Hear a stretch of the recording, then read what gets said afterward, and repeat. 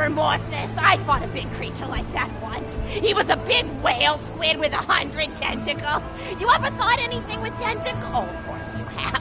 Terramorphous had tentacles. How silly of me. Now, where was I? I am so sorry. All right, the whale creature.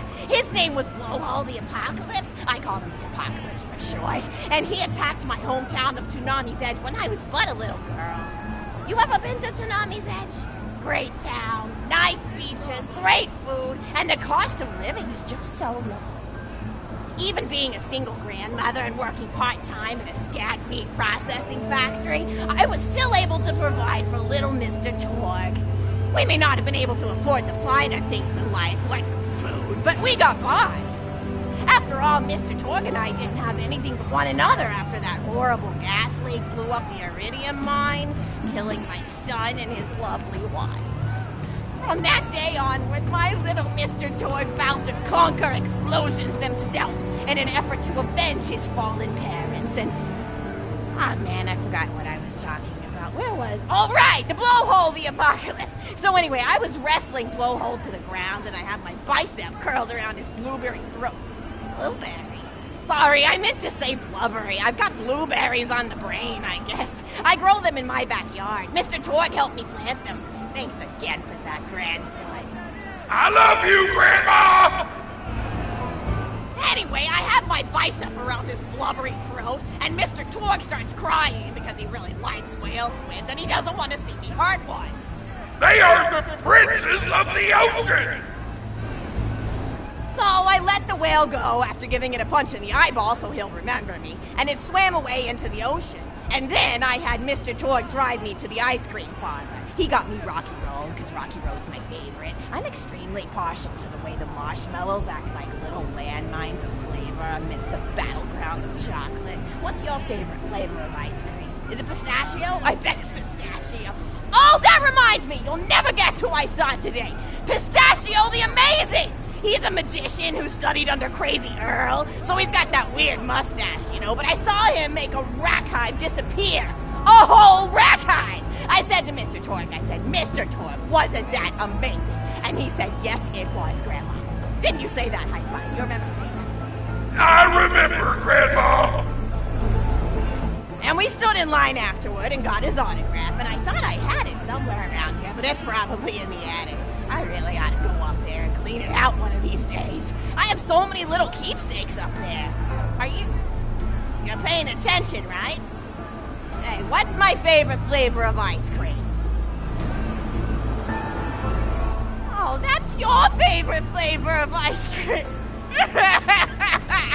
I'm sorry, Grandma! I'm sorry! They don't remember your favorite flavor of ice cream! I'm finished telling stories. I'm sorry I wasted your time!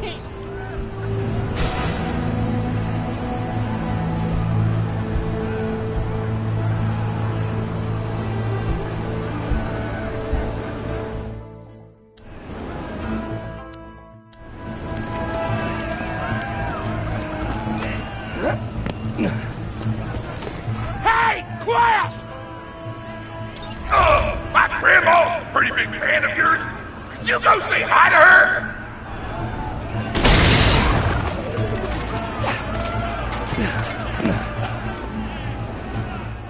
Oh man, it's the Vault Hunter! You are awesome! Didn't you fight Terramorphous? I fought a big creature like that once. He was a big whale squid with 100 tentacles. You ever thought anything with tentacles? Oh, of course you have.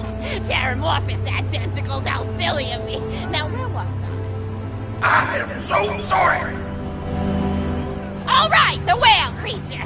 His name was Blowhole the Apocalypse. I called him the Apocalypse for short. And he attacked my hometown of Tsunami's Edge when I was but a little girl. You ever been to Tsunami's Edge? Great town, nice beaches, great food, and the cost of living is just so low.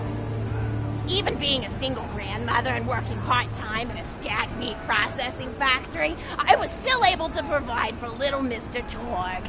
We may not have been able to afford the finer things in life, like food, but we got by. After After all, Mr. Torg and I didn't have anything but one another after that horrible gas leak blew up the iridium mine, killing my son and his lovely wife. From that day onward, my little Mr. Torg vowed to conquer explosions themselves in an effort to avenge his fallen parents. And, man, I forgot what I was talking about. Where was? Oh, right, the blowhole, the apocalypse. So anyway, I was wrestling blowhole to the ground, and I had my bicep curled around his blueberry throat. Blueberry? Sorry, I meant to say blubbery. I've got blueberries on the brain, I guess. I grow them in my backyard. Mr. Torg helped me plant them. Thanks again for that, grandson. I love you, Grandma! Anyway, I have my bicep around his blubbery throat, and Mr. Torg starts crying because he really likes whale squids, and he doesn't want to see me hurt one. They are the princes of the ocean! So I let the whale go after giving it a punch in the eyeball so he'll remember me, and it swam away into the ocean. And then I had Mr. Torg drive me to the ice cream parlor. He got me Rocky Road, because Rocky Road's my favorite. I'm extremely partial to the way the marshmallows act like little landmines of flavor amidst the battleground of chocolate. What's your favorite flavor of ice cream? Is it pistachio? I bet it's pistachio. Oh, that reminds me! You'll never guess who I saw today! Pistachio the Amazing! He's a magician who studied under Crazy Earl, so he's got that weird mustache, you know, but I saw him make a rack hive disappear. A whole rack hive! I said to Mr. Torg, Mr. Torg, wasn't that amazing? And he said, yes, it was, Grandma. Didn't you say that, high five? You remember saying that? I remember, Grandma!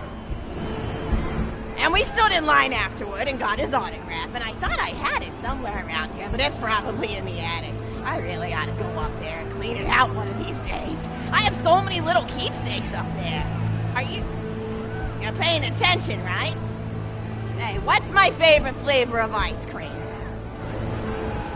Oh, so you are listening. How wonderful. You're an even better listener than my old pet rack, Beasto.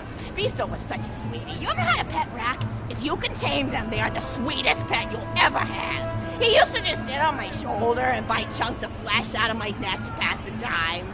I still remember the way he used to tweet. He went, tweet, tweet. It was so cute. I had a conversation with him once. I said, Mr. Beasto. He liked being called Mr. Beasto. It made him feel like an aristocrat.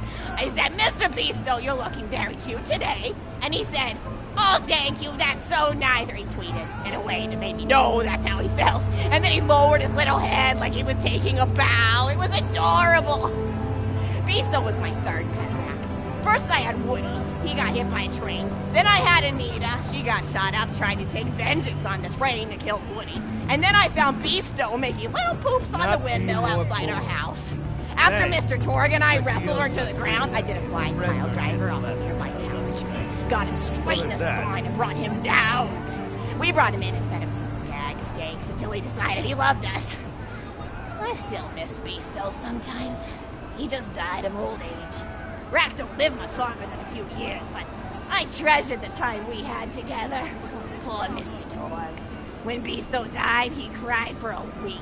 The kids made fun of him at school, but I told him not to pay them any mind. Being in touch with your emotions is not a character flaw! That's right, high five. Is something wrong? You look confused, Vault Hunter. Oh, you probably haven't heard anyone call Mr. Torg high five before. The world may know him as Mr. Torg, but the Flexingtons always refer to him using his middle name. It's a Flexington family tradition, after all, to use your grandfather or grandmother's name as your own middle name.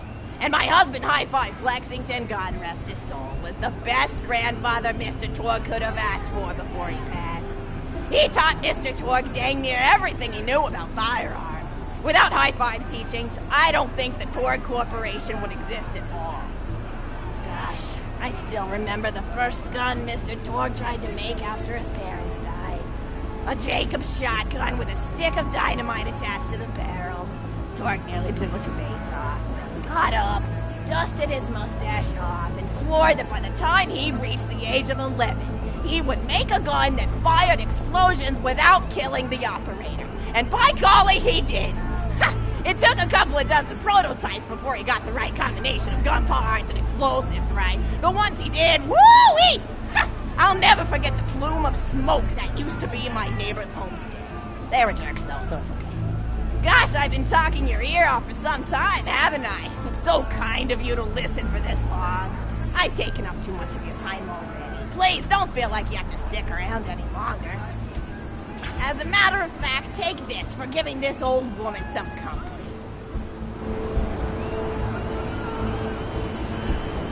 Woo!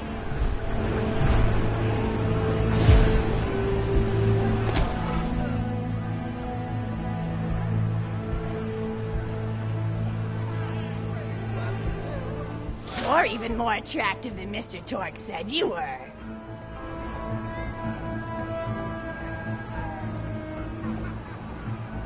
I've got another story for you, but I'd like to tell it to all of your friends at once.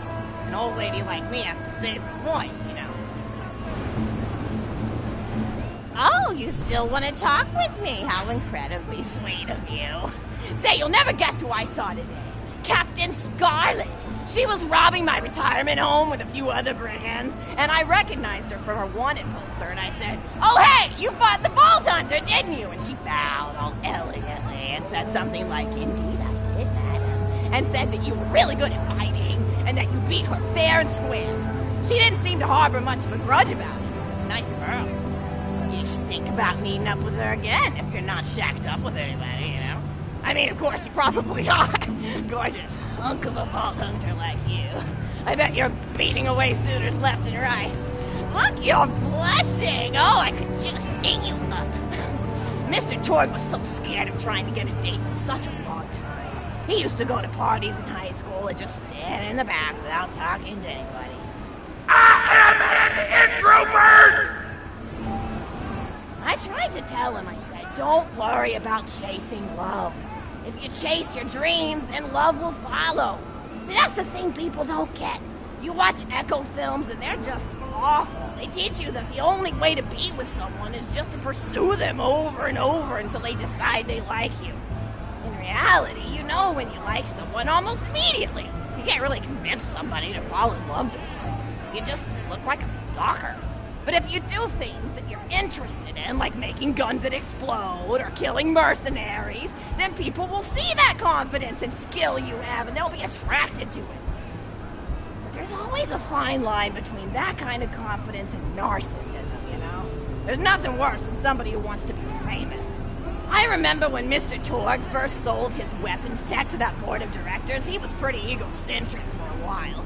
Taking pictures of himself and posting them to the EchoNet all the time. Trying to hobnob with every celebrity that used his weapons. He came back home one day with a supermodel under each arm, and I said, "Mr. Torgue, what are you doing? You've lost sight of who you are. It's been weeks since you actually created a new gun," I said. And it was true. He'd been more obsessed with being well known for doing something great than with actually doing something great. It was a dark point in my life. Thankfully, High Five listened to me and got to work on what would eventually become the Kerblaster. You a fan of the Kerblaster? That was always my favorite. That and the Flacker, which I know a lot of people hate. But there's more to combat than just brute efficiency in this old lady's eyes. Style counts for something. And there's nothing quite like filling the air with tiny little explosions. It's like a fireworks show, except the deaths aren't as sad and unexpected. Actually, that reminds me, now that you're here, I wanted to throw some ideas at you for feedback. I'm a playwright in my spare time, and I'm trying to write a story about an up-and-coming tournament fighter who tries to find love in a gladiatorial arena. And I figure you've got a lot of experience, so your feedback will really be valuable. So the play is called Broken Hearts and Broken Necks. Scene 1. Fade in on an arena, just after a battle. Body parts litter the stage. A lone warrior stands in the middle of the stage, a spotlight illuminating her blood-stained arm. She stands, holding her sword triumphantly aloft. Valkyrie. Is there no warrior who can challenge me? Must I be destined to spend my life as the strongest, the bravest, the most invincible warrior this galaxy has seen? For I am Valkyrie, scourge of the gladiatorial games! Exhort Valkyrie as she shakes her head in disappointment. From stage left, a janitor with a heavy heart and an even heavier conscience. begin sweeping the body parts into a pen, which is colored green. And remember that, because that's the color of color. Until melancholy overtakes him. He drops his bush broom to the floor and falls to his knees before delivering a heart-wrenching soliloquy. The blood cannot be washed away. Not before and not now. Even as I attempt to escape the past, which haunts me still. Must I live forever as a fraud, sweeping up the trash of others to hide my shame and avoid my pursuers? Must I forever remain on the periphery of joyful combat, ever watchful but never participating? With the clatter of armor, Valkyrie re-enters on stage right. Good morrow, lowly janitor. I heard a noise and thought it worth investigating. Oh, great Valkyrie, 'twas nothing but the wails of those souls you released from their bodies tonight. Souls that wail in agony as they fly upward to Valhalla. Fools! What have they to wail about?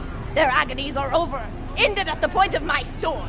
Mine, however, have only yet begun, for it is lonely at the top, and an unchallenged life is a boring one. No doubt, listen. If only I were able to tell her my true identity, I would give her a fight she would not soon forget. Back to Valkyrie. Yes, ma'am, boredom is the true tragedy. May you one day find challenge in combat.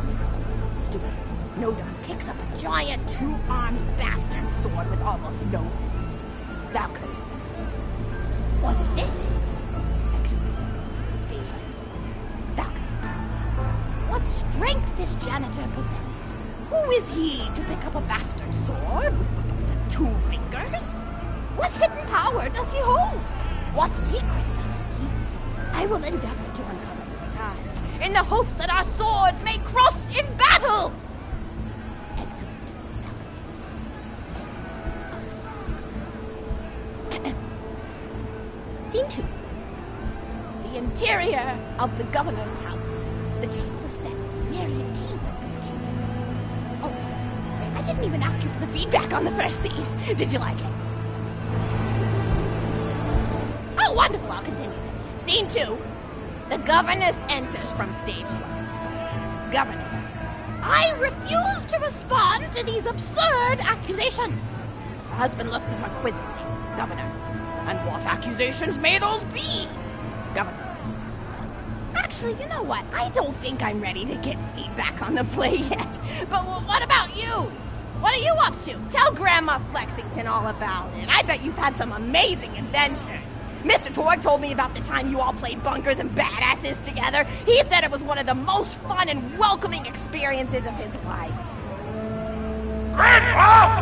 You're embarrassing me! Sorry, sweetie, but really, you and the Vault Hunters are his first real pals. It wasn't easy for Mr. Torg to make friends at school when he had facial hair at age 8, pecs at 8.5, and dead parents by age 9. People found him intimidating, but I told him that he should be thankful for the fact that he looks different. Anyone who wouldn't be friends with you based on appearance wouldn't be a very good friend anyway. But he really does like hanging out with all of you. Most people these days want Torg to pose for pictures or blow something up by flexing at it. It's not often he gets to sit down and play games with people. Oh, speaking of games, did you play Going Back to the House yet? It's a new echo simulation about exploring a log cabin you lived in when you were a kid. There's no violence or anything. You just walk around looking at cereal boxes and remembering people you made out with. I really like where Echo Sims have gone in the past few years, don't you? There seem to be a lot more of them with interesting things to do beyond shooting people, and the writing has gotten so tight and concise. For instance, did you ever play The Samurai's Marker? The whole game's story was delivered through haiku. Did Zero write it or something? No, I'm just joshing. I know you're too busy for that. But oh yeah, I was playing at the end of the pointed gun last night on my Echo Sim player, and wow, is that fun. It's about a guy who punches people and smacks himself in the face with doors. Easily one of the best punch-related comedy sims ever. But oh, I'm really looking forward to this game called Robot Hunter Assault Squadron, which is this big randomized survival game about throwing bottles at trees and accidentally scaring birds. In the demo version, I scared a bird so hard it died.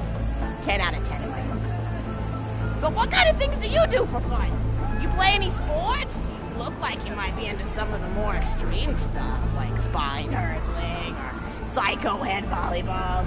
I knew an athlete a lot like you when I was younger. Her name was Nijo, and she was especially gifted at the giblet toss. That's an old pastime we had back when I was younger. Idea was you punch a convict, and then see how far you could make their viscera fly across a big field. You got points based on distance and the size of the viscera. She won the final round of the giblet toss championship by getting a left eyeball to cross the 300-meter mark. They said she was juicing with iridium, but I think they were just angry that she dethroned the reigning champ, misogynistic Jeff. People really liked him for some reason. Hey, what's your favorite food? Mine's burgers, personally. People look at you like you're a pleb or something when you say you like burgers, but just think of all the things you can do with them. You can change out the patty, play around with the toppings, change what sides you have. You ever have a burger with veggie chips? Gosh, I all but forgot about fries for about a year after I discovered the veggie chip combo. And I'm not a vegetarian or anything, but those veggie patties they make on the more upper-class worlds are crazy good. Better than real meat if you cook it right. Mr. Torg tried to be vegetarian once after he saw a fluff bear get run over by a truck. How long do you last again? 12 seconds! Barely even finished the word vegetarian before he lunged at a skag chew I was holding in my left hand. Nearly lost a finger. Granted, he's always been partial to skag chews or skag bacon. Don't know why, since I always felt like skags tasted like old tires and vomit. But to each his own. Taste is a funny thing. People say your taste buds get more refined as time goes on, but they actually get worse and worse. So when Mr. Torg used to refuse vegetables as a kid, it's because he was actually tasting how awful they were. When we old folks eat vegetables, we're only okay with it because we can't taste all the gross vitamins and stuff.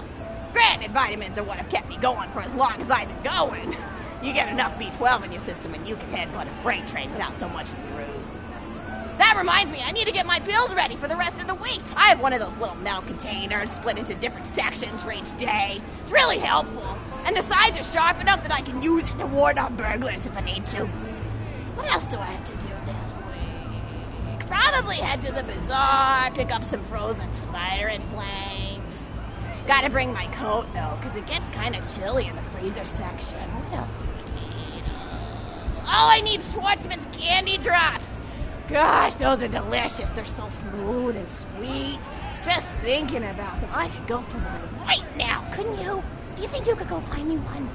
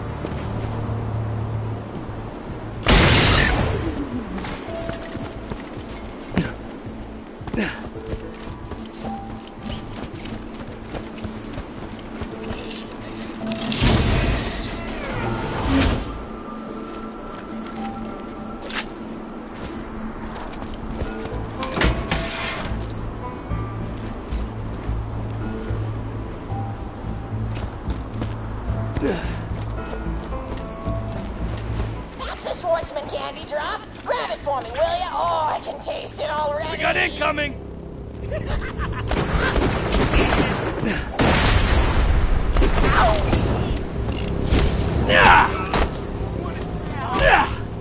I love this planet!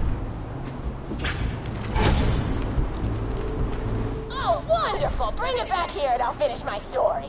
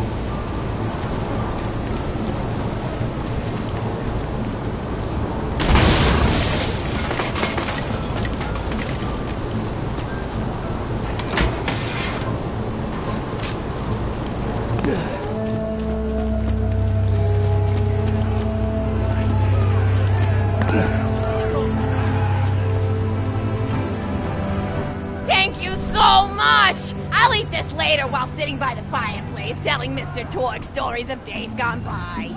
There's just nothing like a good roaring fireplace, is there? Something healing and safe. Maybe that's why our family likes explosions so much. They're basically just big fireplaces. Every explosion feels just like coming home. Oh, maybe that'd be a good slogan for the Torg Corporation. Don't you think, High Five? Oh, don't be silly. It's a wonderful slogan and you know it. I used to come up with slogans for a living when I was in my teens. I came up with the jingle for Professor Gunsight's Can't Miss Scopes. How'd it go again? Oh, yeah. If you try to shoot but you miss a lot, then give Professor Gunsight Scopes a shot. Ha. And then they played a gunshot sound effect and someone going, ah. It was cute.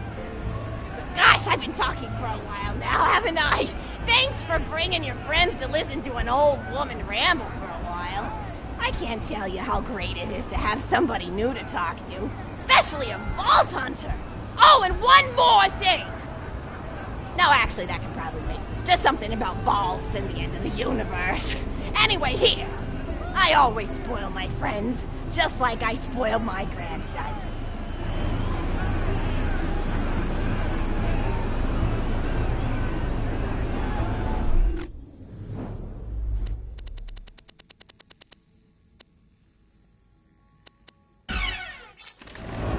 Enjoy!